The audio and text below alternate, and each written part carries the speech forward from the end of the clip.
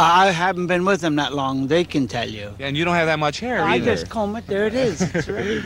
Born Jerome Lester Horwitz on October 22, 1903, in Brooklyn, New York, Curly Howard grew up as the youngest of 5 brothers in a working-class Jewish family. While his siblings were louder and more assertive, young Jerome, nicknamed Curly, possessed a natural gift for humor that made people smile effortlessly. Though shy and self-conscious offstage, he transformed completely before an audience. Without any formal acting training, Curly's brilliance came from instinct. His wide-eyed innocence, slapstick energy, and spontaneous improvisation created magic that few could replicate. When he joined the Three Stooges in 1932, replacing his brother Shemp, he shaved his head on a whim, a decision that would become part of comedy history. His unforgettable catchphrases like "Nuke, nuke, nuke" and "Woo, woo, woo" made him a household name, while his childlike charm turned him into one of the most beloved figures in entertainment. The golden years of laughter from 1934 to 1946, during the Stooges' peak at Columbia Pictures, Curly became the beating heart of the trio. In classics like A Plumbing We Will Go and Disorder in the Court, his unpredictable movements, comic timing, and boyish mischief captivated millions. What audiences didn't see, however, was the toll fame took on his body and mind. Behind the laughter, Curly was fighting fatigue, loneliness, and growing health issues. His non-stop touring, endless film schedules, and live performances for troops during World War II pushed him to the limit. Though Mo Howard, the group's leader and Curly's brother, enforced professionalism, Curly often turned to nightlife, food, and drink to escape his exhaustion. His once vibrant energy began to fade, replaced by signs of deep physical and emotional strain. Love, loss, and the cost of fame. Curly's personal life was filled with both tenderness and turmoil. He married multiple times, always chasing stability but rarely finding it.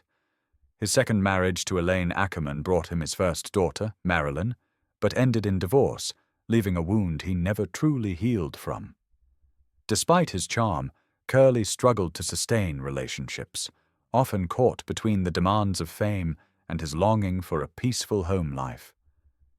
Known for his compassion, especially for animals, he was happiest when surrounded by dogs, whom he cared for like family.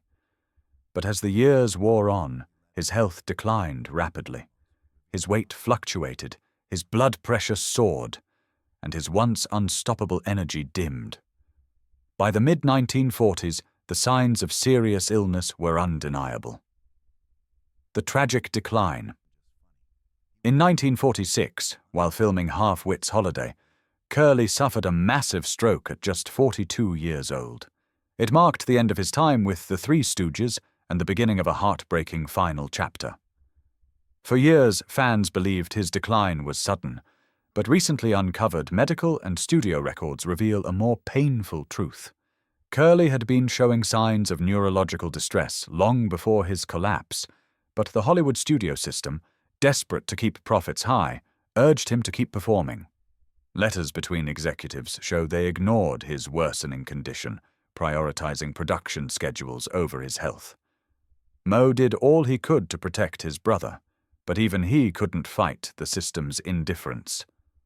The final years and legacy after his stroke, Curly made a brief cameo in Hold That Lion, 1947, but his frailty was evident.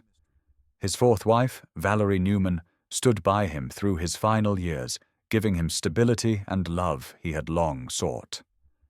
They had a daughter, Janie, and for a short time, Curly found peace at home. Yet his health never recovered. Multiple strokes followed, leaving him bedridden until his death in January 1952, at only 48 years old. The public mourned quietly, unaware of the depth of his suffering. The truth behind the laughter. Modern analysis of Curly's life reveals he likely struggled with untreated mental health conditions, worsened by stress and alcohol, a topic taboo in his era. His story isn't just one of fame, but of a man who gave everything to make the world laugh, while silently carrying his pain. The newly uncovered evidence of neglect by the studio system paints a sobering picture of how Hollywood often failed its brightest stars. Curly Howard's legacy, however, remains timeless, a reminder that behind every laugh was a man with a kind heart, a fragile soul, and an unmatched gift for joy.